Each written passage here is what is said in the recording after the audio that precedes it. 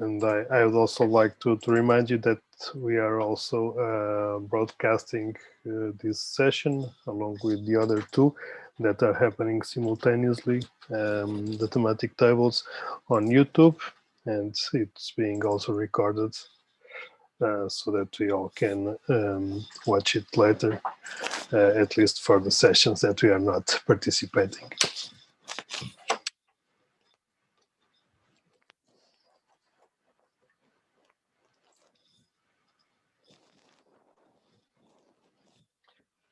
Okay, so I believe it's we have everyone that is on the session participating, and we have a few more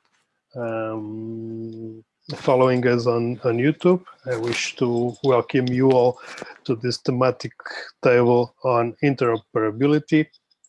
We have and also to welcome you to the second day of the European Regions for Smart Communities Summit.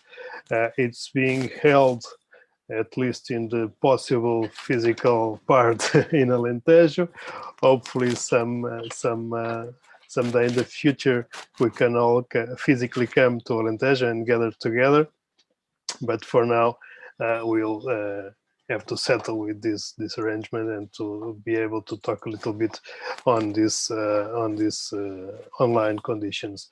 As I was saying, there are 12 thematic tables. We have been discussing about health, about mobility, about energy, culture, data yesterday, and today we are here, at least in this table, discussing interoperability. It's definitely an issue, as I was saying, we are talking about at least 12 thematic tables, and all of them need, as far as we have been able to conclude, if there's a conclusion possible, you need to interoperate and to be able to make each of the themes talk to each other. Let me pass the phrase. We have here today three speakers that wish to or there will share their visions about interoperability, and we have also two rapporteurs from our project that is one of the co-organizers of this summit, along with Open and Agile Smart Cities, and also with our sister project, let's say, the Rural, along with CCDR from Alentejo, Adral, and Irradiar. Regarding our speakers, we have Shumadip Sarkar, I hope it's now correctly pronounced, from Evra University, its vice rector. He is an economist and management scholar, and he is a professor in the Department of Management of the University of Évora in Portugal, Alentejo. And also a vice rector of the university. He has a 3-year fellow of the Asia Center at Harvard University, and also an executive president of the Science Park of the region of Alentejo. He is the president of the external evaluation team of the Portuguese University Evaluation Commission, and previously was the dean of the doctoral school, and prior to that was a director for the Center of Advanced Studies in Management and Economics, as well as coordinator of the program in Entrepreneurship and Innovation. Welcome. Also, Andrea Cimino from Universidad Politécnica de Madrid. Andrea Cimino is a postdoc researcher at the Artificial Intelligence Department of the Computer Science Faculty of Universidad Politécnica de Madrid. In the ontology engineering group, he obtained his PhD in software engineering at the Universidad de Sevilla in 2019, and currently he is involved in standardization bodies and in the program committees of conferences and workshops that are most relevant in this field. His research activities focus on semantic interoperability, data integration, and IoT discovery. Welcome, Andrea. And also we have with us Martin Brischoff from the, I hope it's pronounced correctly, from the University of Aarhus, and is associate professor and chair of Open and Agile Smart Cities, our co-organizers. Martin Brinshoff, PhD, is chair of the Global Open and Agile Smart Cities and associate professor in interaction technologies at Aarhus University in Denmark, director of the Center for Digital Transformation of Cities and Communities and AU Smart Cities, founder and co-director of the Digital Living Research Commons, director of the Digital Design Lab, and fellow at the Center for Advanced Visualization and Interaction. Dr. Brinshoff is coordinator of the Coordination and Support Action, Next Generation Internet of Things and GIoT, and chair of the Danish Standards Committee on Smart Cities and Communities. Welcome, Martin. We also have with us from our oral partners, George Almela from Bavenir and Girish Nair from Umea University, which will follow us along with our session as rapporteurs for the session. And so without further ado, I wish to invite Mr. Shumadip to give us his presentation. Thank you, Rui, for the nice introduction. Hello to all the colleagues who are here participating in this virtual roundtable session and everybody else who's listening in. I prepared a PowerPoint because I got this PowerPoint format yesterday or the day before, so I decided, that's probably what is expected of me. So I took some time to have this presentation on this very important topic, which I closely follow, but mostly as a practitioner and not as a researcher. And I'll tell you what I mean by that. The subtitle which is put here, a mindset issue 2, is perhaps for me the most important thing. Okay, the rest is we all know it's pretty obvious, but what for me is perhaps less obvious is how we need a mindset to go about making interoperability happen. To truly become a smart, programmable community of the future, the key issue to solve is interoperability. So there are two types. One is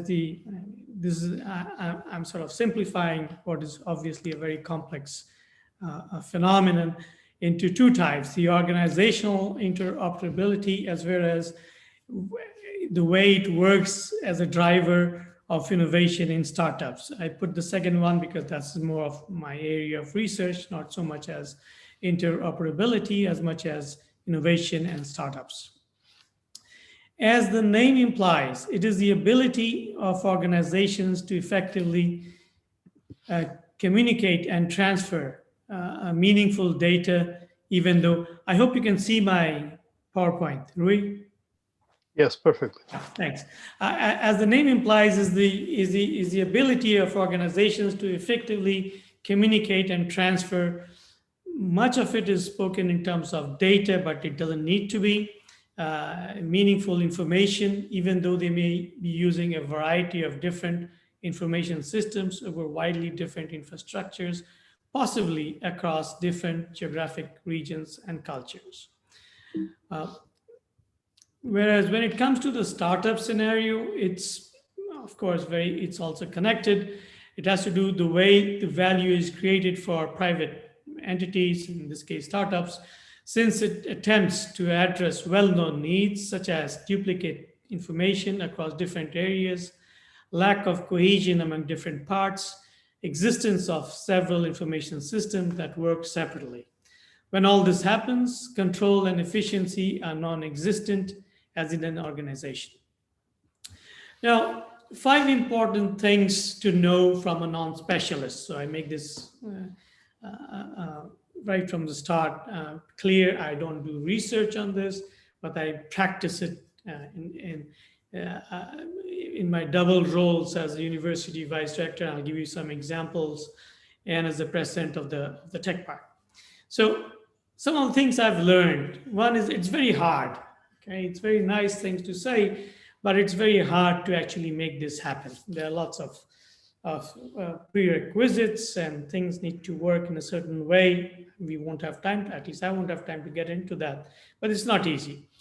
Um, when it's recognizing that it's tough, and getting people from different organizations to use them is even tougher. Okay. Some good examples of interoperability where it works is this particular session and all the sessions which are organized. These are all way it happens seamlessly. That's a good, it's maybe an outlier. Okay. And maybe because it's just a one-time shot. But when we talk about organizations working in a very consistent way, different organizations trying to get together, it's very tough to, because goals can be different, priorities of different organizations are different, and trying to coalesce them all together is a tough job. Reaching stakeholder consensus on organizational interoperability topics can take as long as gaining consensus on the factors that impact. With expectations properly calibrated, more projects can be scoped to address the complete set of barriers. So here I'm getting into more of how or what are some of the important factors for it to make it happen. One is, we have to calibrate our expectations, and that needs to be, and this goes along with the priorities, because like, as I mentioned, organizations have different priorities. Let's imagine a project, a EU-wide level project with different organizations are working together. Of course, the degree of importance that each partner gives to that particular project may be different.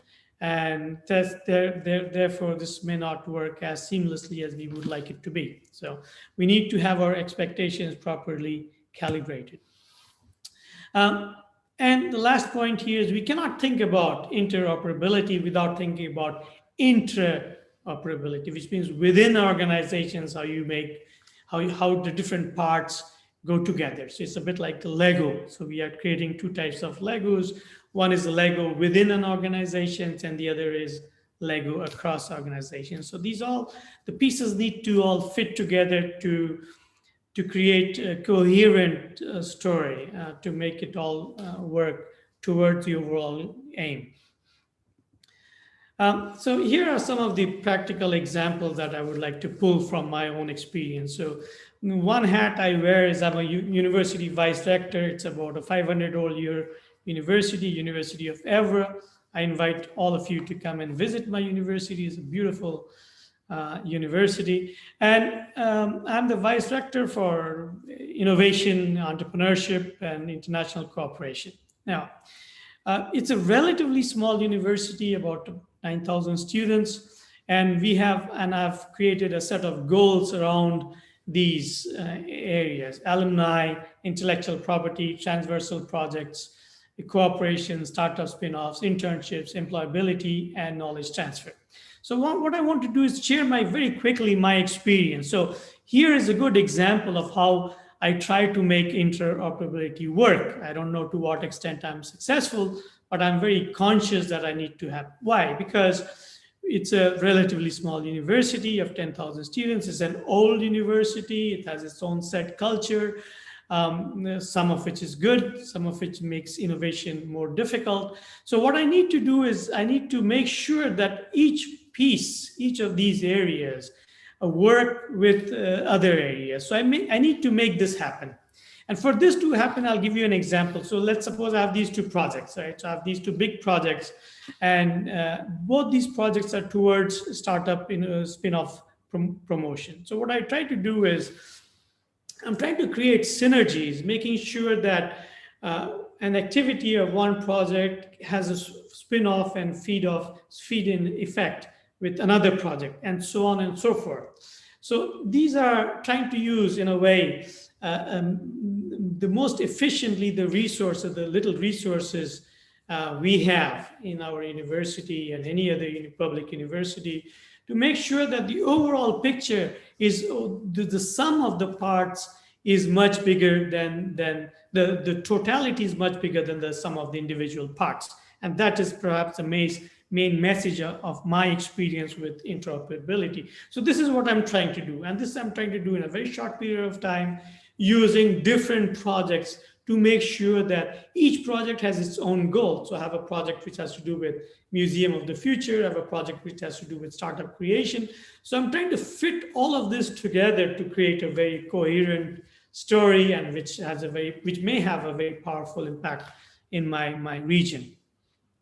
Another example is I'm using probably one of the first of its kind in Europe, which is the knowledge transfer platform, where I'm trying to get professors identify what are the areas, key areas in which they have competencies, where we can create startups and spin-offs. It's much more difficult. So somebody who works with university knows professors are. It's not very easy to work with them when it comes to what exact areas do you have knowledge which can be relevant for a startup or for another organization externally. So what I'm trying to do here is also create a platform which is built on different other platforms. Again, this is, I won't get into the details, but this is an experience of mine where I'm using interoperability and interoperability at the same time. Another example is this. These are different projects that I'm trying to get together and make sure that the overall story which emerges is much bigger than the sum of the individual stories. So this is all synergies working.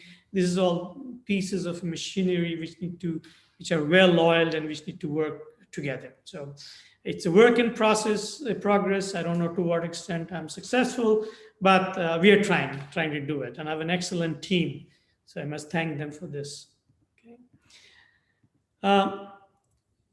So I'll be very quick. I don't know, Rui, please warn me how many more minutes I have. You have more, 5 minutes, let's say. Yeah, so maybe 5 more minutes. So that results in technology systems that work together more easily with less hassle and ensure that consumers, now I'm switching back to more general discussion on interoperability as a driver of innovation. When they make a decision about what to buy or use, the innovation that comes from this sort of interoperability is good in that it means jobs and higher rates of productivity in many economies around the world. That is when all the system works together, then we are putting in less and getting a lot more out of it, which is why productivity and efficiency are key here. And it's also good because it means a more level field for competitors to develop yet more innovative things on top of innovation that came before. For startups looking to succeed, this can be precious. In order to accomplish this, new firms must be adapted. In short, means detecting market trends faster, reacting faster to consumer demands, being more flexible to meet market demands, and balance costs between workloads and turnovers. Now, I switch back to my experience of my own as trying to lead this innovation ecosystem, and I was the only university in my region, so my success or not can also have a much bigger impact in my whole region and not just my university. So what we created is we have created a value chain of spin-offs. Now, so as you can see, each piece is like gears. They are working together, fits into another piece. In the end, what I'm hoping for, and we've already started seeing some of the results, is success stories of spin-offs. Now I have another hat, which is I'm right now sitting in the Technology Park, which is the only technology park of Alentejo, which is called the Science and Technology Park of Alentejo. So again, I'm trying to do something similar here in the technology park, where trying to make all the pieces fit together so that the overall story is much more powerful than the individual pieces. Now, getting back to thinking more globally, I often use China as many cases, and I'll give you some simple examples of interoperability. We don't need to be very sophisticated to think about standardizing processes and specifications to ensure that products are built to work seamlessly. So this is something that we don't see often even within Europe, you can have different countries, which even the power plugs are different. So how can we speak about interoperability in, in a more profound sense when something so simple doesn't work? I understand about the time. The times cannot be the same, of course, the time zones, but some simple things can be standardized. So I'm using the example of China, how they, then the second point is how they have an ambitious 15-year blueprint that lays out its plan to set the global standards for the next generation of technologies. I have studied something called dominant design and innovation literature, and we can have different design standards. So what they're trying to do is they have being very ambitious. The Chinese state is very ambitious and setting a plan. And in this plan, the interoperability is not the main theme. But if you read the plan with attention, you will find that this is what is happening. They are setting, just by standards, they are setting, making sure that there is some interoperability. Different regions talk to each other, different layers of government or different layers of organizations are seamlessly connected to each other. There is a focus on developing standards for so-called Internet of Things, cloud computing, big data, 5G, and artificial intelligence. These are all seen as critical, crucial future technologies that could underpin critical infrastructure in the world. And China is setting the standards for much of this. But China, of course, will have major challenges, dislodging the dominance of Europe and the US, much more the US than Europe. Major American and European technology companies such as Qualcomm and Ericsson have been part of standard setting across various industries. Finishing now, so just wanted to quote somebody, Emily Delabroix of Horizon Advisory, who said, "We are entering an era that will be defined by new technological systems and networks and technologies, and the leaders in those are yet to be determined." So for Europe to be, or any region of Europe to be part of this, the key messages I want to send is we need to think big, but we also need to act locally such that things make sense, that we don't just speak about, use big words, which are very important, have grand visions, but simple things need to work. We need to have common standards in many things. We have to have common sets of norms, of behaviors, of values, of ethics. And firms need to be able to, across countries, this Erasmus of startups and all, it really needs to work for something like interoperability to make sense. Power in the world is up for grabs. We can grab it if we just make this interoperability operational rather than just being a big, important vision. Thank you. Thank you, Shumadip, for your views on interoperability, on let's say on the user's point of view and a practical point of view, and not the researcher's point of view. Very helpful indeed, and we will follow up in the discussion after our next two presentations. I would like to invite Andrea Cimino.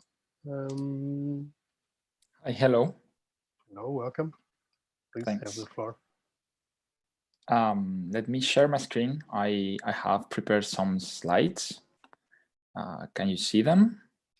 Yes. Okay, yes. So let's begin. Well, as I was introduced before, my name is Andrea Cimino, and today I will be talking about semantic interoperability for smart communities. Before going into the heart of the matter, let's start by defining a bit what smart communities are.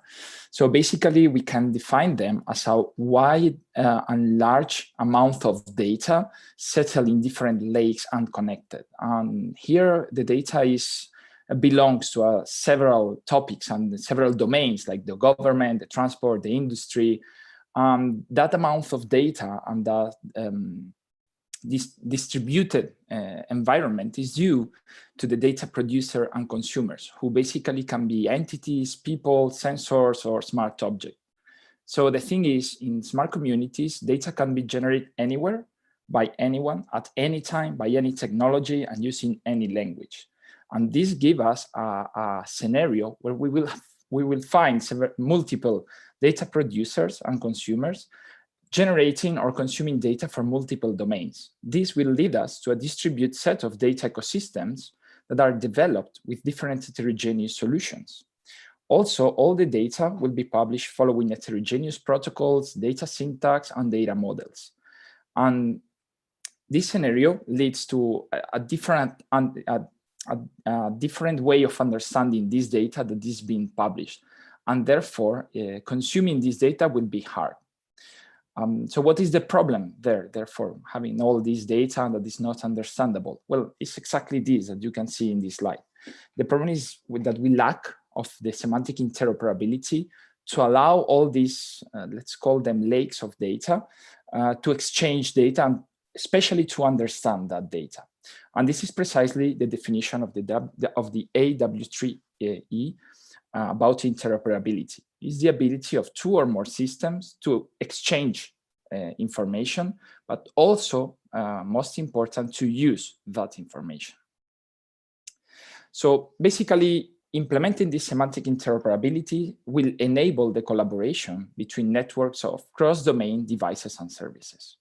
And we can see that this collaboration is settled on top of two big pillars, that is the exchange and the understanding of information, settled in a decentralized context. How can we perform this exchange and understanding of the data? Well, first, the data, we need to establish two levels for it. The first one is the syntax, which is the data itself, and can be distinguished between content and context.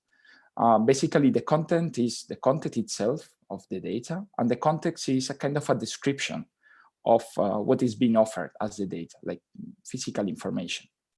And also we have, and this is the key element, the shared understanding that is enabled by using the ontologies, by using a common vocabulary that express a shared meaning and ensure the consistency, and therefore it allows to different actors understand the data being exchanged. But furthermore, once we have this layer of interoperability and we are able to exchange and understand the data, other overlapping problems will emerge that are the discovery of those different cross-domain devices and services, the data normalization of them, and the validation. So basically, the discovery will allow us, when we are in this distributed scenario, to start finding an ecosystem with which we want to exchange data.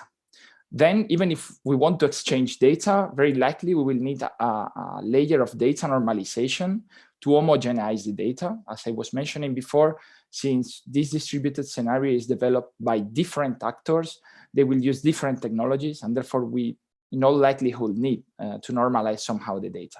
And also, a very important point is the validation. We need to ensure that the validation, that the data being exchanged is validated and is not only syntactically correct, but also semantically correct. What is the key here to achieve this interoperability? Well, to me here, the key is the standardization. Basically, we need all the actors involved to reach a consensus by means of open standards. And here I would like to highlight the open. So coming back to our interoperability layers, how can we implement this with open standards? Well, we can express basically all these layers with semantic web technologies. And specifically, we could represent data using RDF and then use any serialization. And for the ontologies, we should implement them with the OWL, which is also a W3C open standard. However, we don't need to create, again, models to share the meaning, because there are already a lot of open standards for specific domains that do this. And this is, to me, the best example, which is the Saref ontology. Saref is an initiative started in 2013 by the ETSI. And basically, the idea here is to have a core ontology to express very abstract data. And then for the specific, let's say, ecosystem that have special informational requirements, from a specific domain, they can import some modules that will allow them to convey and to model data of that specific domain. And in this chart, you can see the different modules And you can see it's very complete. There are modules for building, energy, environment, agriculture, water, and so on. What about the rest of the tasks? Well, for the discovery, one of the most well-known standards is the Web of Things, which is as well a W3C open standard. And for the validation is the Shackle, which is also a W3C standard. So as you can see, W3C already offers several open standards to implement interoperability. And finally, for the data normalization, currently there is no standard, even though there are some working groups towards that goal, but there are a lot of techniques to perform this task. So we do not have standards, but yet there are techniques to achieve it. And finally, there is a missing piece, which is also paramount here, that is the security and the privacy. And here we also lack of a standard, even though a lot of proposals have been made. Maybe the most well-known or sound is Solid, which was proposed by Tim Berners-Lee. But yet there are no standards to achieve this. And here, the key piece for the security and the privacy is that all the data has always to be owned and managed by the producers. And this is a change of paradigm. Until now, all of the data is usually stored in silos and in other places that do not belong to the owner. And therefore, the owner usually loses the ownership of the data. And we need to try to keep that ownership all the time. And to put all this together, here you have this picture that shows an example of interoperable architecture, where we have a set of distributed ecosystems. So for instance, we have the Watson IoT platform. We have people that interact with the rest of the services. We have Open Data Portal. We can have here on the corner, on the bottom, we have artificial intelligence systems or data analytics, or we can have even other IoT platforms. And here, all these services need to exchange data and use that data transparently. How this can be achieved? Well, by using these standards I was explaining before. And here in this diagram, you can see that all the data is exchanged using the Saref ontology or any of its modules. And also all the data is expressed in RDF. And of course, Saref is already implemented in RDF. But if required, it can be extended, always using OWL for this. And what about these interoperability nodes? Well, basically, these are one of the most used examples for interoperability are the plugs, right? So you buy anything and you do not need to worry to make it work because you just plug it into the wall and it will work. So basically, these interoperability nodes should act as a way for any ecosystem to just be plugged into this interoperability architecture and start working. And how this can be achieved? Well, basically putting all these Lego pieces together and make them work together. And here you can see a bit bigger the example. Basically, if we have any ecosystem here, we need to have this data normalization module. This is not always required. It depends if the platform or the service is already developed to exchange data according to these standards. But if not, we can have this layer. And then we will need to have the validation module always to validate the data coming and going through the network, and the data exchange module to exchange this data.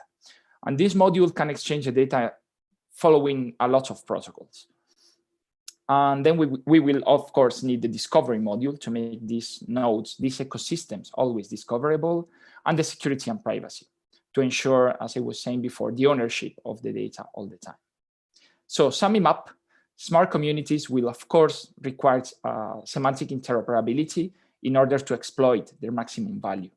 And the semantic interoperability, I think this is really important, must be by design. So we need to think already in how the semantic interoperability must be. And this approach should include ecosystems developed according to this interoperability, so that they already exchange data in RDF following standards like Saref, but it should also include other ecosystems that do not follow this interoperability approach. And this is very important.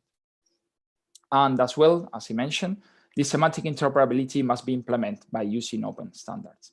And related to the tasks that could conform the semantic interoperability, usually I have here a lot of times that the interoperability is just about using an ontology, and it's not only that. It has a lot of other related tasks like the data exchange and understanding that data, and can be achieved using standards like the RDF, OL, or SAREF, the discovery of ecosystem in this distributed environment, which can be achieved using the standard of the Web of Things, the data normalization to be sure to include other existing data ecosystems that do not follow these standards.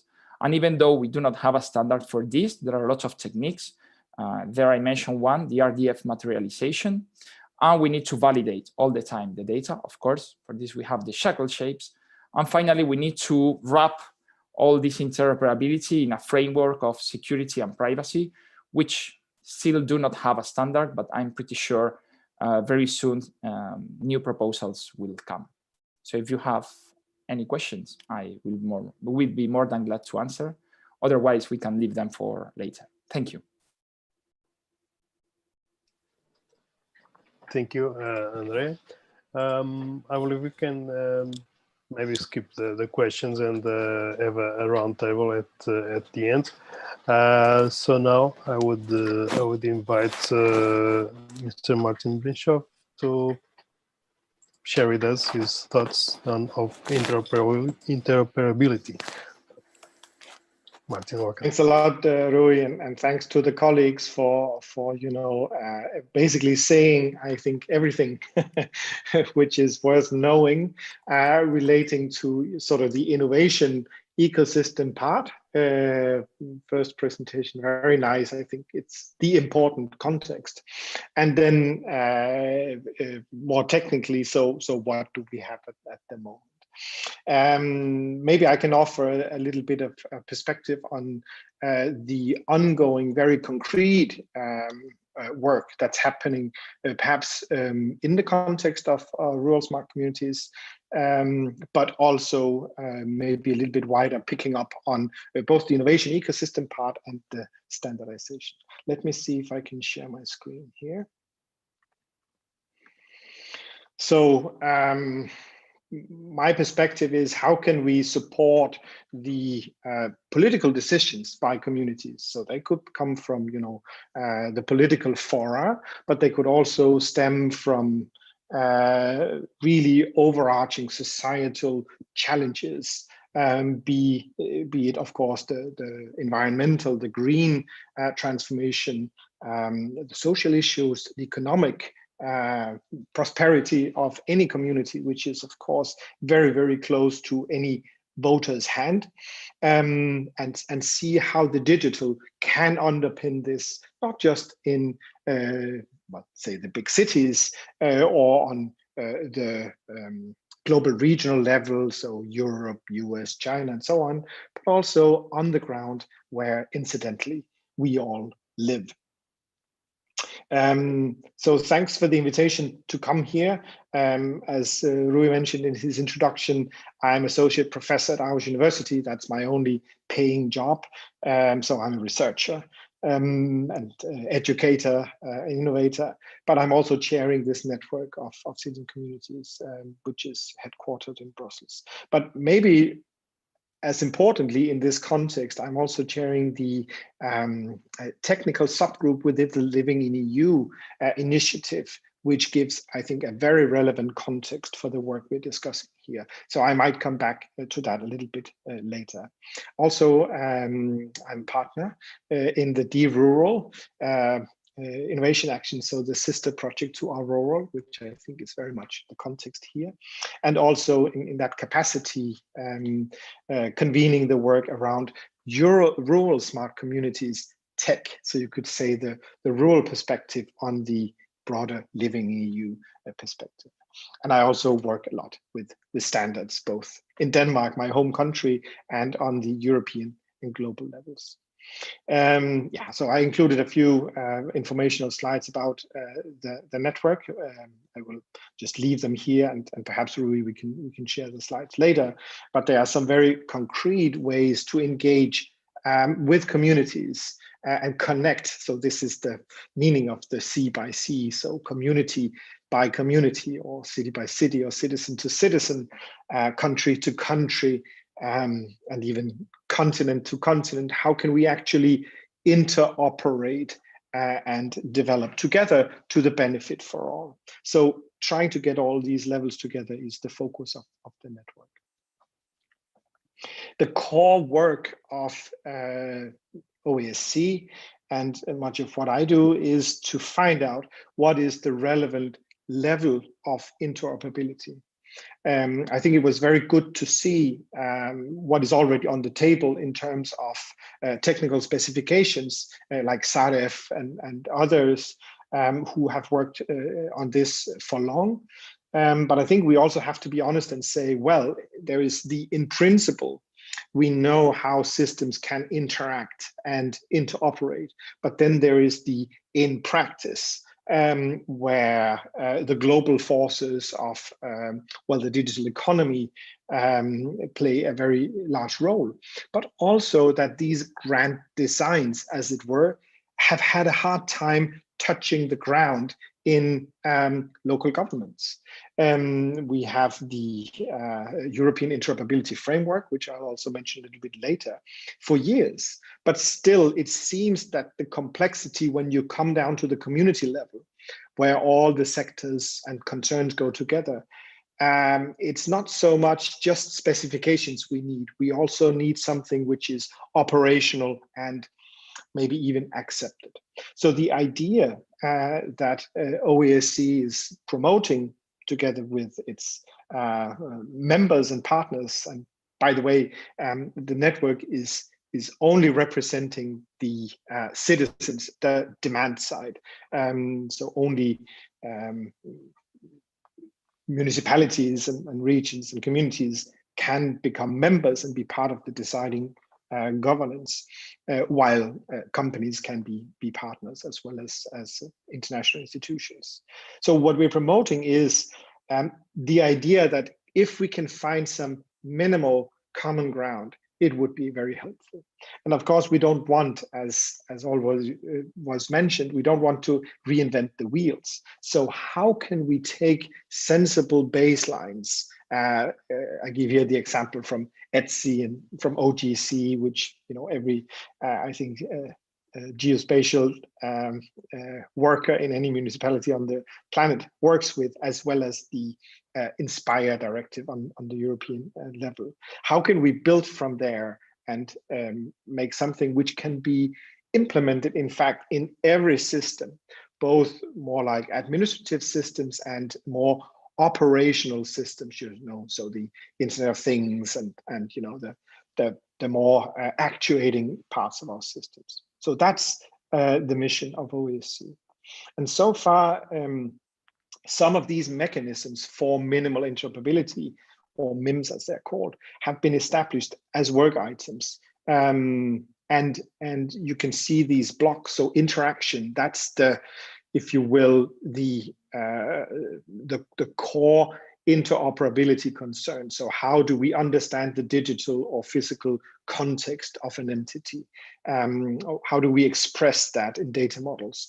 How do we express the terms and conditions that goes with interacting? But then there is also, as we heard before, the issue of integrity, security, trust, when we deal with personal data. And most likely in every municipality, just about half the systems will contain personal data. So as an example, Helsinki, the Finnish capital, it has roughly 900 systems, and half of them, they treat personal data. So it's incredibly important that we have ways to do that. In this case, we build on a baseline with My Data and the Solid initiative and others. The same when we apply automatic reasoning and decision making, there has to be some ways to manage that and to assess whether a system is, for instance, high risk or low risk. So how do we on a consistent level do that? technically. So that's the fair AI. And there is more when we want to address issues of environmental footprint, of even, social footprint along the value networks and the production and provisioning of materials. How do we document that? So just to say, this is what OSCE is trying to do with many colleagues.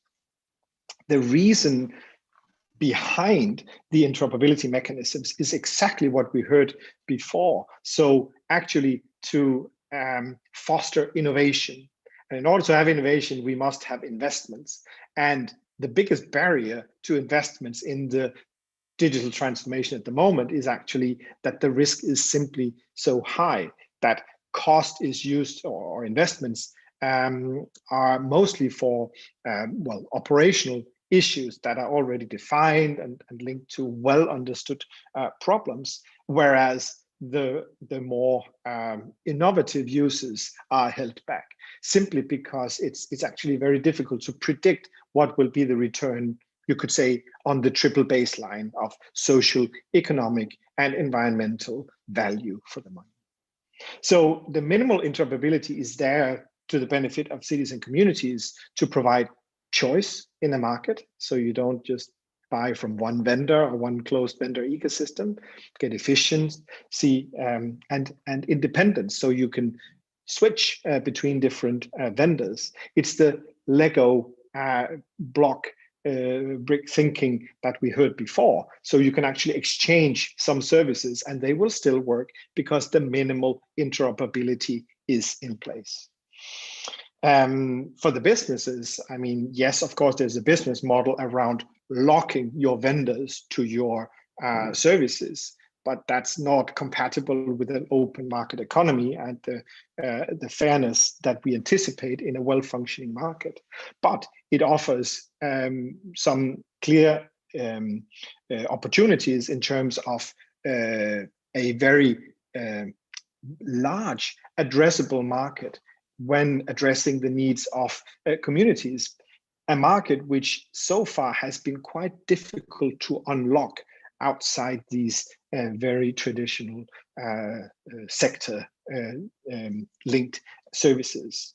So the MIMs are developed with the needs of cities and communities in mind, but are attractive for the supply side as well. And I think that's fully in line with the vision of the way we do business in Europe. I also added a few slides on how this has been piloted and validated earlier. I don't want to go into the details here, but just to say it's very practical stuff as well as more abstract, so like digital twins and the Internet of Things and so on. And a few comments, if you allow me, Rui, on so how do we then in practice make this, thank you, make this in principle what we can have work well in a sandbox when it comes to interoperability, and then linking that to our actual goals as communities, as countries, as Europe.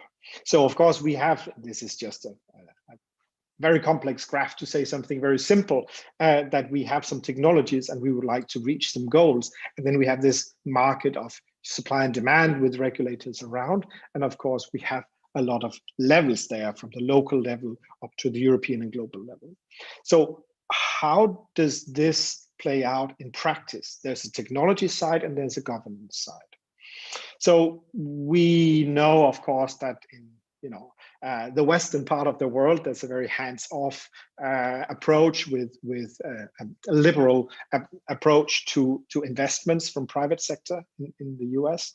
And there's a more, let's call it a hands-on approach from example, China. And of course, what Europe is trying to find is how can we get both logics to work so that we have some regulation, but still innovation and investments. And what we are seeing, and this is a landscape of the standards bodies, the formal standards bodies, so the ISO, IEC, and ITU, which are, well, in fact, the only official standards bodies in the world, the European counterpart, so ETSI, SENS, and ELEC, and so on. It seems that it's quite difficult to find a good way to produce standards to fix this. It's not like there aren't good suggestions.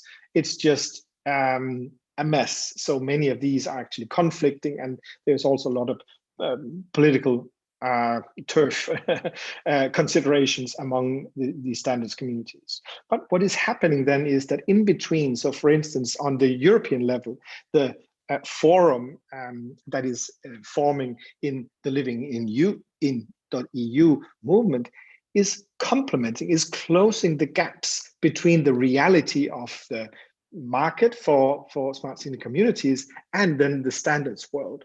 So this level is incredibly important also for the innovation actions such as Auroral and the Rural, which many are connected to here. And it's the same on the global level with the United Nations work and so on. So I think we can wait a long time if we just would rely on the standards development organizations to fix things as it were.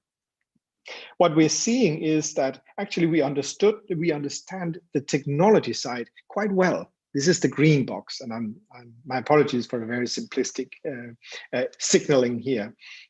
So we understand how data spaces with linked data and so on work. We understand how data platforms can be provisioned, what they consist of, and what to look out for. And now increasingly we also understand what digital twins, essentially just complex models that include the operational technology aspect, so IoT and sensing and the whole geospatial. We understand that, and that's why I've made it green. We also understand that there's a continuum where computing happens very physically. So of course we know that there are data centers and well, cloud computing essentially, and there is things that happen on devices very far away and with limited capabilities, and there's everything in between.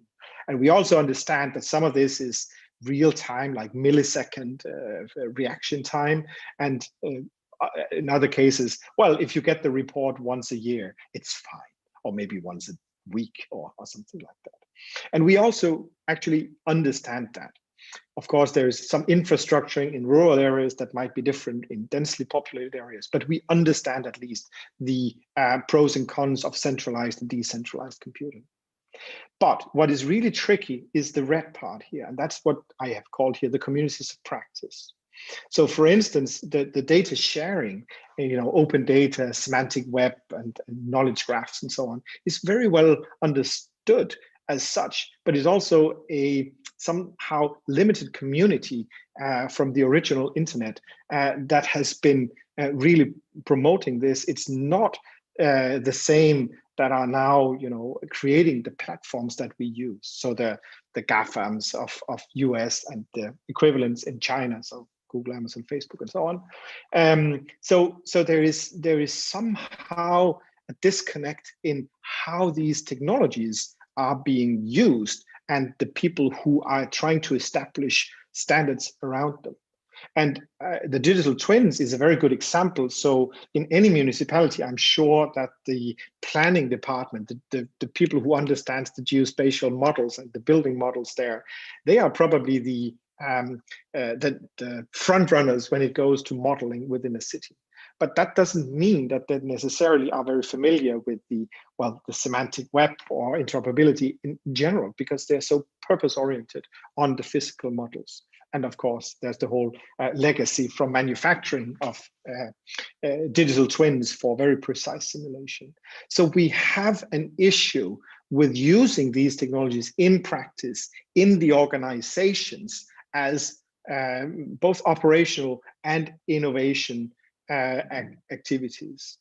And then, and this is what is the right side, we have the challenge on all levels of governance. Of course, in the local, municipality or region, in the central administration of the nations, the member states in the EU, on the EU level, I mean, just take the different DGs of the European Commission and link that to the global market.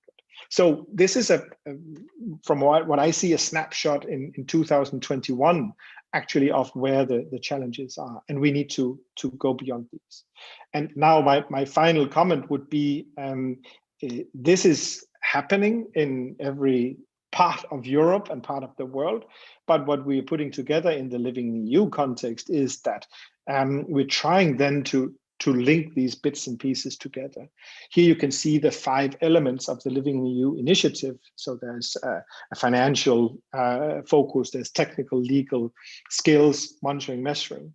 And the technical one is actually bringing together all the things that we just heard about, including SAREF, the ISIS squared, the interop things, and so on. And what's interesting is now that these efforts are also finding their way to the policies, so the governance level on the European level. This is an example from the recent communication on a European approach to artificial intelligence, which has a section on the public sector, very short one, but quite relevant links to the work that's being done in Living EU, for instance. We also have the European Interoperability Framework. Since this is a session on interoperability, I'm sure that most people here are familiar with it, but it has recently received an addition or proposed addition, which is called EIF for Smart Cities and Communities. And actually it operates with 5 different categories of interoperability, which is then combined into an overall governance structure. So you see there's technical, semantic, organizational, legal, and cultural. And I think it's a very nice example how you know, a modern approach to the different service delivering silos looks at the transversal issues that data brings. And as you can see on the right side, the MIMS Plus from the Living EU are really part of the foundation, together with lots of the other previous initiatives here. So I think that's from my side the main points here.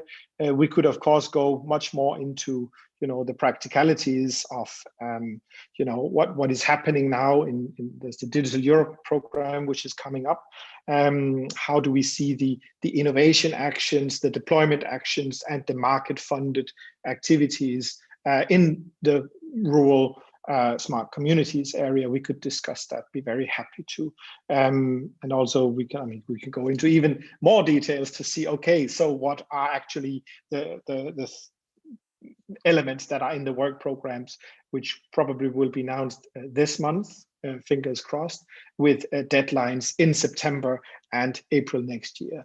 Very, very concretely complementing what we're discussing here. So my final thought would be that I think actually Europe is very decisive in making interoperability work in a way that supports innovation and investments in all parts of Europe, including in the rural areas. So thank you, Rui, and all for your time. Very happy to discuss. Thank you, Martin, for your wonderful presentation. I would now welcome our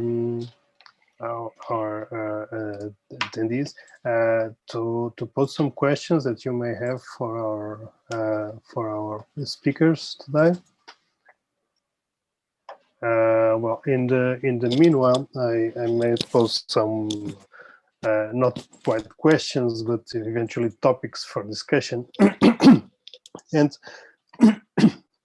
from what you could see, there are quite some proposals on reaching interoperability, I believe, and we almost everyone mentioned the consensus that is missing, or that is needed to achieve in order to, again, after it, achieve interoperability. And then we are, although and at the same time we are lacking the interoperability. So what do you think that is the main challenge in acknowledging the importance of interoperability, and this acknowledgement may be in need for companies, for enterprises, or even for political, and this is also in terms of discussion. So what do you think that is the main challenge in acknowledging this importance and bringing it to the in access to the markets? So that is where the solutions live. If you can share some thoughts on that. Maybe to make this work more seamlessly, perhaps, you can ask somebody in particular, or otherwise we can just... Okay, so I can go in reverse order. Martin. I was thinking now I had been talking for like what feels like half an hour, so maybe the colleagues should have the floor. No, but I mean, I will do it short.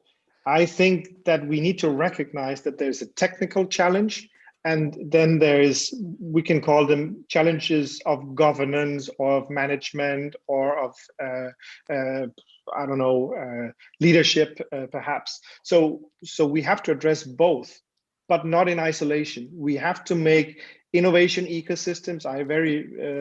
Sumodip, I really appreciate your approach here, that we have to see them in an innovation context so that we get the investments, because if we don't get the investments, it doesn't matter. It will be, small sandboxes in a corner, and we can just wait until, other people figure this out. So I think seeing the technology and the governance together is really important, but recognizing that we cannot just focus on one. And so that would be my first thought here. So maybe I can take from here. I totally agree with Martin. Maybe my view is a bit more biased from the technical point of view, but I think that as Europe is evolving, the interoperability is something that projects and people are realizing it's something we need at the end of the day, because we want to be interconnected and we want to exchange data. And also a very important key here is transparency. So all these requirements that we want, because people, especially now with the pandemics, that technology is taking a lot of relevance, more relevance in our lives, it's demanding that. So at the end of the day, anything that has to be connected with other things will require this transparent layer to exchange the data.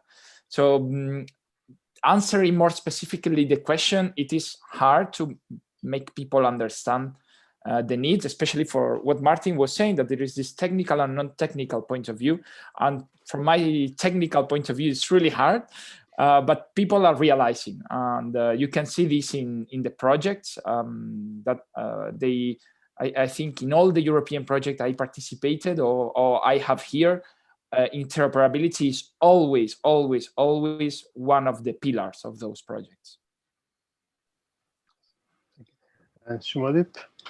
Well, thank you. I am from the non-technical part, right? So I'm more of the management speak, and I think what my predecessors have summarized perfectly was going, there has to be this balance that Martin mentioned between the technology and the non-technology, the soft, the management of the organizational part. Having said that, if you look at times of crisis that we are going through now, we can see how different regions within the same country, they just try to do their own thing because the priorities are different, right? And even the vaccine scheme, I mean, you can see it everywhere. Now, if you look at it the Europe perspective, again, we have a whole European policy towards what's vaccine. I'm just using that as an example, but then individual countries decide what is best for them, which is a way to try to respond to Rui's question has to do with priorities. There has to be some way, some mechanism to make sure that that all the partners in this ecosystem are aware that if you work towards this together, sum is much greater than the total is much greater than some of the individual parts. And that's not easy. So how to work towards that? I would say even a session like this is a step towards that. Now, when we speak talking about this, having more sessions on this where we can pass the message across that if you work and bring some good case studies, we didn't have time to discuss this. If you can just bring together good case studies of how, when people work together, when organizations work together, where within an organization, how individual players work together, how the results are much, much better than if each has its own objective and somehow they just don't gel. So I don't know if there's one simple answer, but I think that it's a complex question and it's a complex mechanism. But the message has to be clearly sent across, and that can be only learned by experience. Experience of others is one good way, knowledge of that experience. Thank you. Martin? Just an immediate reflection. Of course, I fully agree. I think there's a difference between the healthcare situation and the digital transformation situation, because digital is a new thing. It's the new thing of the new millennium. And it is a competence, as it's so eloquently stated, on the European level.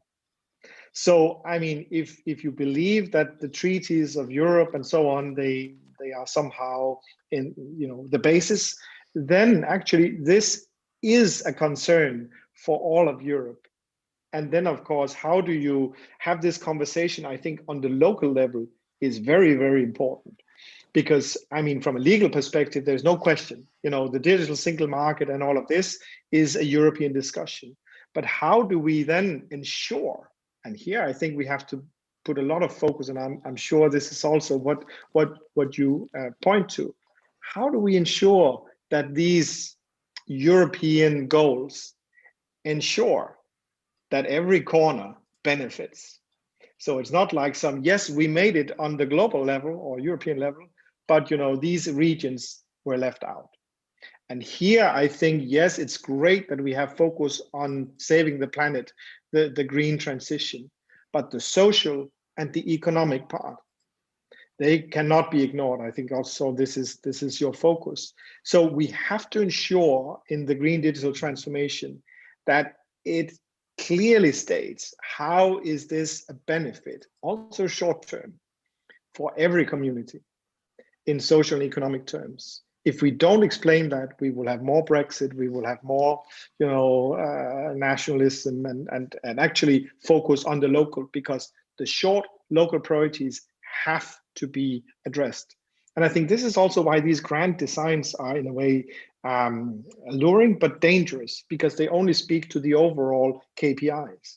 So we have to get practical on why does it make sense for a local procurement initiative, for instance, to link to make sure that they can link to other systems. It could be seen as a threat to the local providers of those systems. They would just be part of the global hyperscalers. So we have to have a very clear focus on the local benefit. And that's why I think finding this common ground and translating that into local value short term is so politically important. And I believe that's also some of the priorities that the European Commission and the Parliament and so on are looking towards. And probably also why projects like Rural and Interoperable are being funded. Thank you. I will now ask you all, Andrea, please. Just a last comment, because Martin really made me think. Of course, I agree 100% with you. And I was thinking how difficult it is sometimes to bring those benefits into the local. And I was just thinking in this European project I was working called Delta, which was basically about demand response. Okay, and the idea was to allow people to earn money through reducing the amount of energy they were spending. Right. It was a great project. Well, semantic interoperability, of course, was the key pillar to make different countries exchange data and control. But then we found this roadblock in Spain, because in Spain you cannot speculate over energy. So basically, this great idea, all this great goal of making people earn energy and therefore cut back the emissions of CO2 could not be brought to the local, in this case to Spain, because of the laws.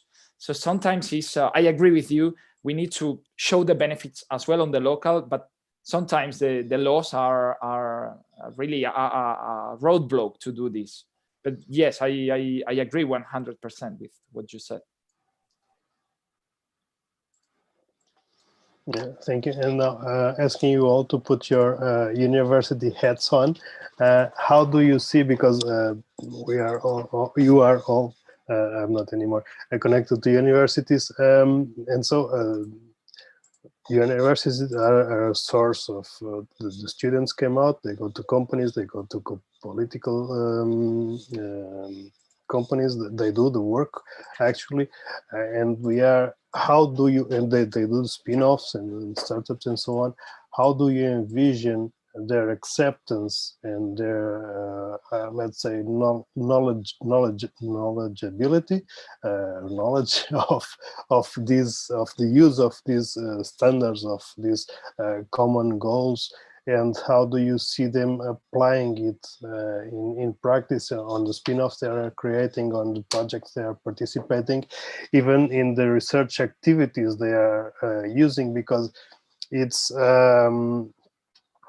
it may be appealing to, instead of searching for a common standard that exists, or it may be harder to evolve to a new model, and so it may be appealing for some of the research groups to just, okay, let's create something new because we can do better than the one that exists, and instead of creating interoperability, we're actually breaking it because they don't have a common framework. So what do you think is the vision of the students and researchers of our universities around Europe, at least? Andrea, if you want to start. Yes, well, let's distinguish between students. So I have to say I didn't study it in Madrid, but I was very surprised because when I moved here and started in the university, I discovered that they, and now I know as well, they teach not, I will not say what interoperability is, but they teach the building blocks that that are needed afterwards for building the interoperability. So for the undergrads, I think they are not aware of this need. They are not aware of the interoperability itself, but they know they have these building blocks. So if you ask them what is SAREF, they know what SAREF is. Now for researchers, I think it's something that they are, at least in my experience, they are quite aware. And of course, it depends on the field, but I think it's something that researchers are aware, and they know in most cases they need to pursue the interoperability. Even though I agree also with what you were saying, a lot of times people try to reinvent the wheel, breaking the interoperability. But to be honest, I don't think it's that bad. I mean, at the end of the day, this is how science evolves. Saying, okay, this is not good enough, let's try to do something better. This is a double-edged sword.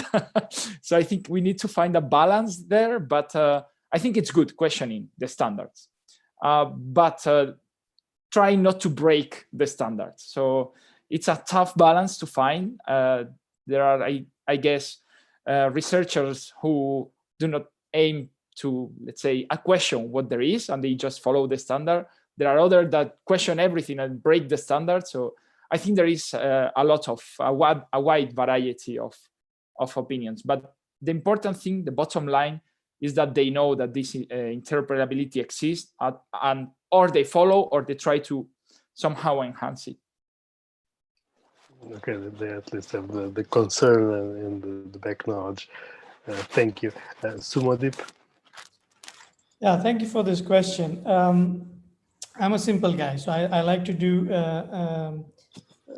go to the basic principles, and the basic principle is of interoperability is how do different pieces of a mechanism, how they can work together.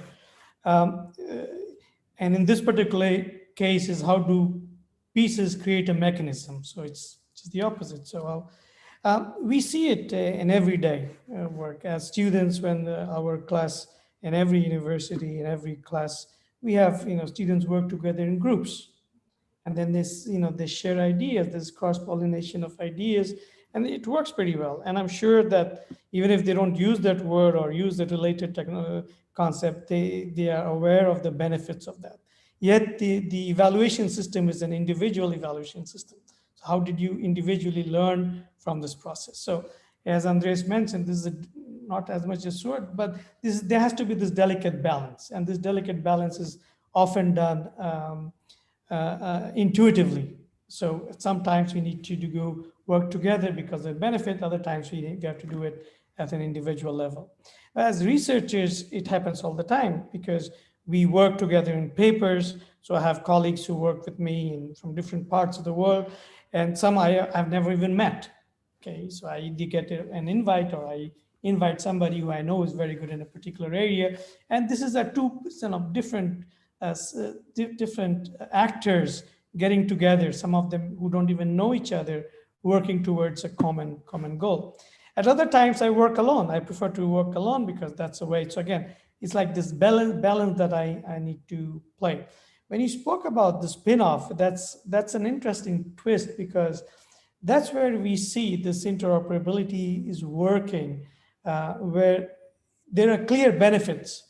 There I would not speak so much as balance, but I would actually speak about the need for interoperability. So somebody from technology who has this brilliant ideas his, the patent is his, but he would need partners from different areas of knowledge. So you would need somebody probably from management, somebody from communication, somebody. So this is no longer, would I say, this need to go alone, but rather just the opposite. I would say that there is this need to go together. Of course, there has to be a balance in the numbers. So a very simple, maybe perhaps too simplistic, I don't know, first order principle is interoperability works. Players within the university are aware that they work because they live it in the daily working life as academics or as students. Thank you. Martin, if you please. Yeah, maybe I fully agree with the observations and reflections. Maybe to add one, so the incentive structures at universities is to, actually not to bring together, because it's easier to make a career if you make something very specific that you made. I think it's a little bit what you also said with the students. So I think it would be good to ensure that academia has incentive structures that actually matches the different parts where we are on the technology readiness level. So at some point, I mean, it should be meriting for a university or university group or people in the university to actually facilitate some of this progress, linking actually in ways that is very difficult for others to do to the basic research and to the innovation ecosystems. And sometimes we see, if I may put it like that, that it's difficult to bring these different levels of readiness or maturity of research together. I see it very strongly in the Horizon Europe program. So that has been evolving over the years, but where you have the excellence, you have the innovation and the more like deployment oriented activities. So I think that's actually something that then the universities need to be able to reflect and support in an enhanced version. And I work with many academic institutions, research institutions and universities. And I think it's something that's on the table of every leader in the academic world. And I would be very happy to hear your thoughts also as a part of the leadership in your university, Sumodip. I think it's a challenge also to optimally organize, the entire universities with this more complex role in society. And if I may make that link, I think it's the same challenge as the municipalities and other subnational governments face, because in a way we have been structured along, the silos that worked for, well, at least 100 years, but also longer. But the digital and other things, but very much the digital challenges this, because we can work together in new ways. We can create knowledge, we can create validation, we can create value for society in new ways. So these new ways of organizing, which is actually a focus of the organizational or governance view, I think is challenging the historical organization of academia. And I'm seeing that many are doing different things, also even in the physical planning of their campuses. And I think the pandemic has really put the turbo charge on that, as also mentioned before by you, Sumodip. So I think the organizational structure of academia is a ongoing concern, which I think we should invest quite some time in, including the incentive structures that are related. Yeah, may I just follow up on this very provocative thought? Academics, as professors, as in many parts of the world, I won't say which, they're very egoistic people, right? So we get together when we have common interests, and then we separate when we don't have common interests. So, which as you rightly pointed out, Martin. So we need to have incentive structures so that we know when and how to get together to work together. So I have some practical experience in this. I was the founding dean of a doctoral school, which was an overall, rather than each school has it, overall university has a doctoral school where to enable this cross-fertilization and working together and all. So I was relatively successful, but much less than what I would have hoped for. So I cannot publicly speak more than I can, but so there's always these tensions when we speak about academia and how much you can do. And if you go at a level above, even evaluations which are done within the universities, they ignore the evaluation commissions are area commissions. So if you create something which is interdisciplinary, so that creates a confusion, right? And it's not even, in many cases, not even encouraged, because they don't know where you are from. So there's these conflicts that need to be resolved. Now, this is at the personal level, at the humanity, the soft side of this conversation we are having. So this is hard side, which is the digital, that both of you gentlemen have been stressing. Now, again, I can give you concrete examples, and the pandemic is a good example of that. So we could have had, when we talk about these apps, right?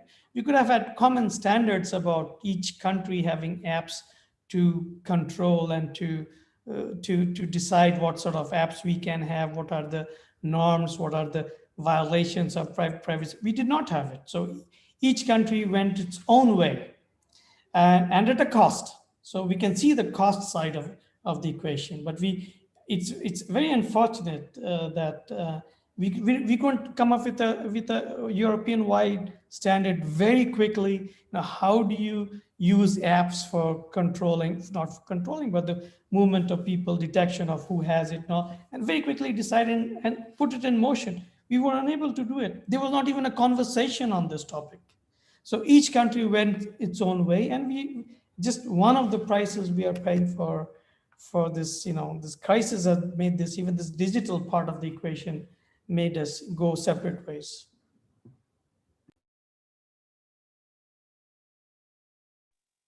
Maybe we will do better next time. Hopefully next time will be. I'm sorry. I hope there's no next time with the. Well, I mean, depending on how far you go into the future, there will be a next time. So Sure. Hopefully in the far future. And today is May the 4th for the geek scene, as today is about a galaxy very far away. May I be a little provocative eventually? There could be ways in what the standards could be imposed. And so we are, for example, today in the context of at least two sister projects, let's say, on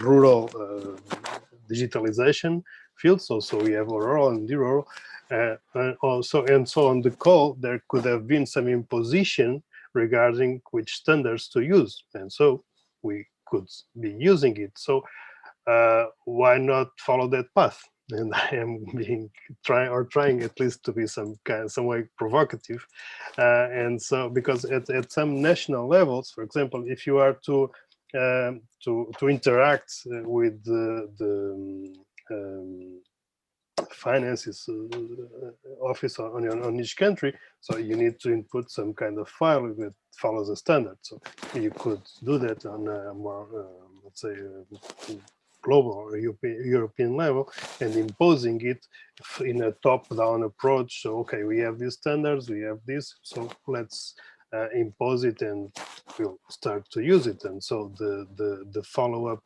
products, like say, or results would need to follow along, and so the standard would be in use. So why not use it?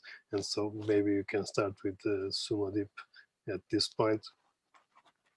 Yeah, I give you again a very simple example of the standards, right? The fact that we have some countries, at least, we of the sockets, of the electric sockets, right? So we have different standards, and we are still part of the European Union. There's a huge amount of mobility thanks to the European Union and Shenzhen and so on.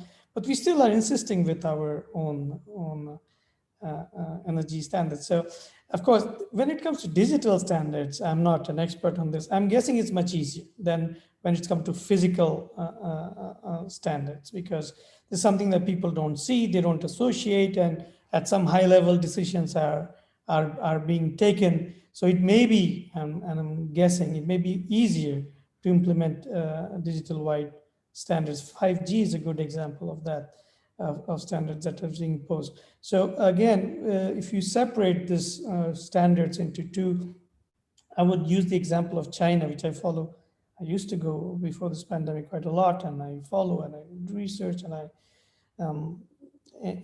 admire the way that within one generation, how a whole, millions of people came out of poverty and everything that has happened. There's always a downside, but I'm looking at the plus side and how they're using the standards. They're very aware that there's a need for standards, digital. Now I'm talking digital and technology standards, and how these are being legislated in a different way, of course, legislated. So I would like to see this in Europe, and I think it's happening in Europe, but at some higher levels, in some cases which are easier to implement because they're less visible. But when it comes to the visible level, when it comes to touching national interests, then it's I'm using the case of the digital of the sockets, then I don't see it. Okay, and then even the simple things like our power adapters are different everywhere. Even why doesn't EU legislate every laptop, every manufacturer? And I bet you within 1 month they're going to do it. They'll be obliged to do it, and we make it happen. That's how we legislate, for example, the carbon footprint of cars and all. We are making it happen by legislation. The technology is there. We just need to induce companies, organizations to implement. So that's the incentive structure that Martin was talking about. So giving it 6 months or one period, all companies, all laptop makers, all mobile makers, they would have to adapt a certain standard of power. And I'm willing to bet that they would very willingly, firms would do it, but they need this whip besides the carrot. And that would be one suggestion. Well, if I can pick up on that. Well, I don't want to speak on the behalf of the European Commission, but just to say, I don't think it's because it has not been, that thought has not occurred to anyone. And, yes, there is this hands-on approach, which is very much more normative. I think the issue is actually what to impose. I mean, if we knew, of course, everybody would agree and we would just do it. But I think the problem is nobody knows exactly what to impose. So if you remember this T shape that was with the European Interoperability Framework, actually there are very, very good standards. For instance, in the electrical grid, Europe is completely connected. I don't know if you remember this little incident. There was a fallout somewhere in the southeast Europe, and for the next 6 months, the clock in our ovens in your kitchen was a little bit behind because all of Europe had to get up to speed again. It took months. So I mean, we have things that within the verticals work very, very well. But there's a new beast, there's a new thing, which is data, and it cuts across. And the easy thing would be, like in an organization, just ask all the sectors, fix it. And then we see what comes together. But that's not how the nature of data is. You don't know when you capture, a bit, is it health data or is it mobility data, is it economic? I mean, it's just data. And this different nature, I think, makes it difficult to impose a definition. So I agree that when we have that, it will be followed. I think it would be natural. Of course, there's always, different business models of, some people make a buck selling the same thing 1,000 times. That would be more difficult. But I do think that we also have to be careful, not to standardize everything. It's a little bit like food. Yes, so we have the ingredients, but all recipes do not have to be the same. And this is why this minimal common ground is so important. We need to find out what is the good level of commonality. And we're getting there. I think, the Living EU with the MIMS Plus, the EIF for smart city communities, and even we have now with the rural smart communities. So just the projects that are here, we have a coordination group on the tech side, which is reflecting on, so what would make special sense? What would be the requirements, if you will, from the rural side towards these common MIMS? So I think we have the fora in place. We probably have also still some incumbents, like the standardization organizations, which would just completely agree with you and say, oh yes, but of course we should just follow ISO so-and-so or the recommendation of United Nations so-and-so. But which one of the so-and-sos? So I think we're getting there. And I do believe that in the balanced approach, which is not the hard hands-on and not the, hands-off, Europe is the leader in the world. We can see how Japan, how India, how South Korea are aligning towards this balanced approach, which doesn't rely on one government or just a lot of money. So I think it will take time. It will take some years, but really with what is coming now in Europe, I think is approaching what you suggest, something in common. But it's actually important to know what. And that's where the innovation actions and deployment actions are so important. May I can take from here? I agree with everything you both said. I think it's not easy to have just one standard because, as Martin was saying, the nature of data is unpredictable, and there can be infinite scenarios in which we need to express and have an infinite requirement. So I think it's really tough to have just one standard. And even though we have standards already, which one do you want to use, right? So it would be awesome to just have one standard and apply that standard always, because it will ease a lot of things. But I don't think that is possible. Even if we have the perfect standard, it will be only needed to adapt it a bit or to add something. So I don't think the key here, it would be awesome.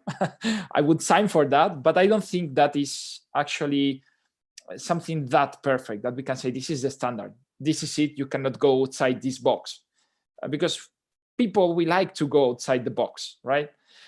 So to me here, the key maybe is what was mentioned at the beginning, Sumodip. when he was talking about electricity. So we have different standards for the electricity or the plugs of the electricity. We do not always have the correct plug. So what we do? Well, we use an adapter.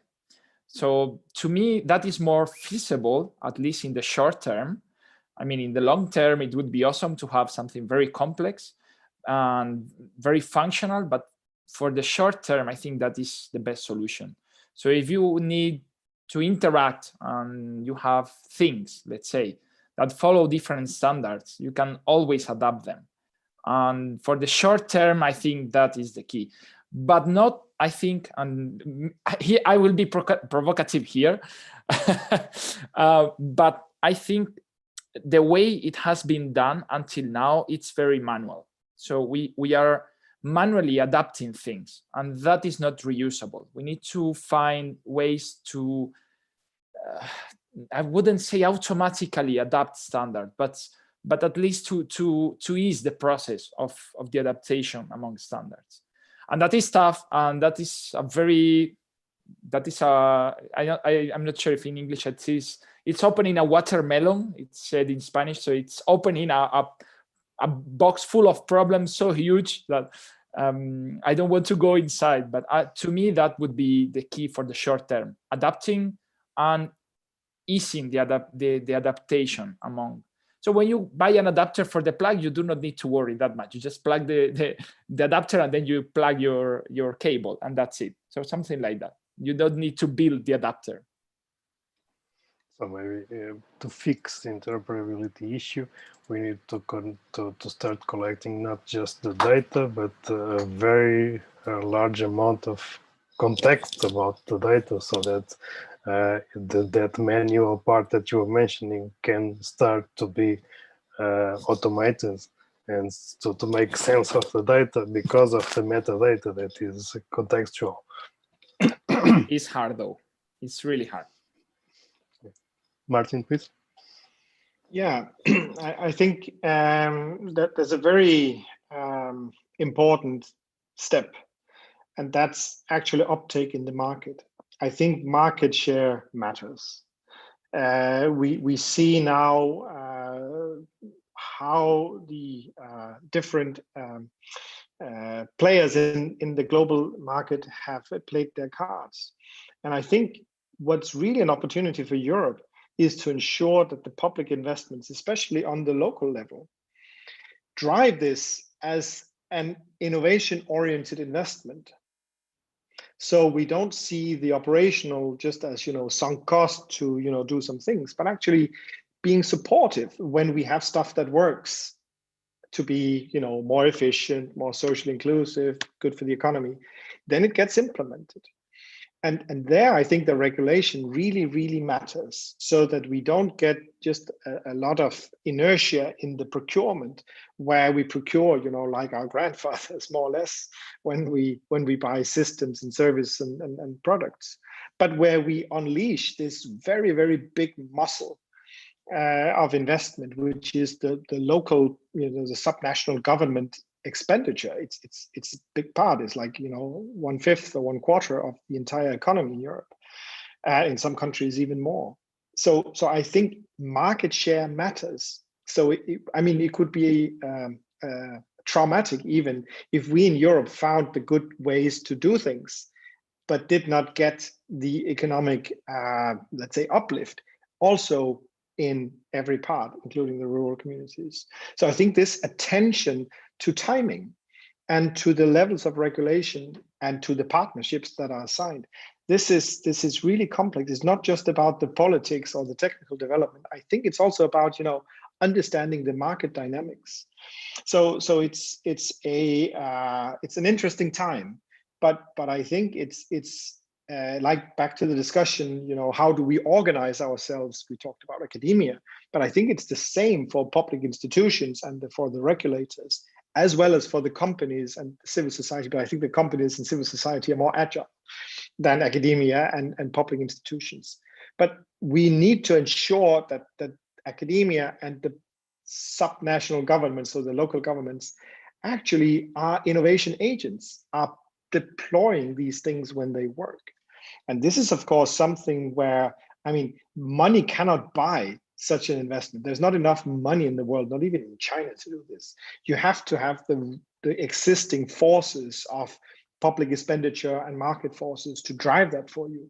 And this is why the packaging of, you know, whatever standards or good practice matters, because it's about branding, it's about, you know, attractability for developers, for you know, we talked about individual careers for researchers, but public servants also have individual careers to mind. So I mean, it has to fit all in all of these boxes. So unleashing the power of public procurement, which has been like this unicorn that's been addressed many times.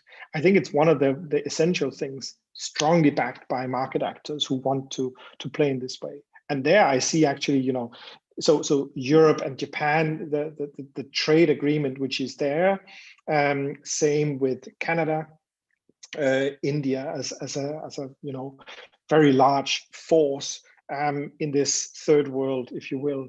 I think the market aspects are incredibly important.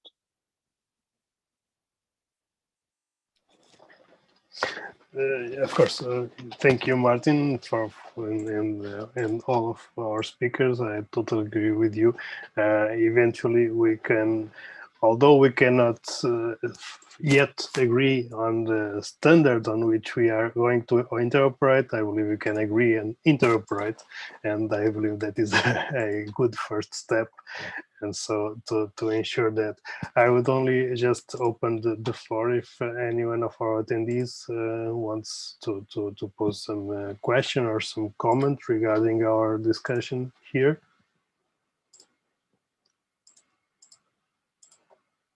And as I am not getting any question from our attendees, I would just like to thank one more time our speakers for a very fruitful and interesting discussion we had here regarding interoperability, and I hope in the future we can discuss it a bit more with more work done and more interoperable systems working together.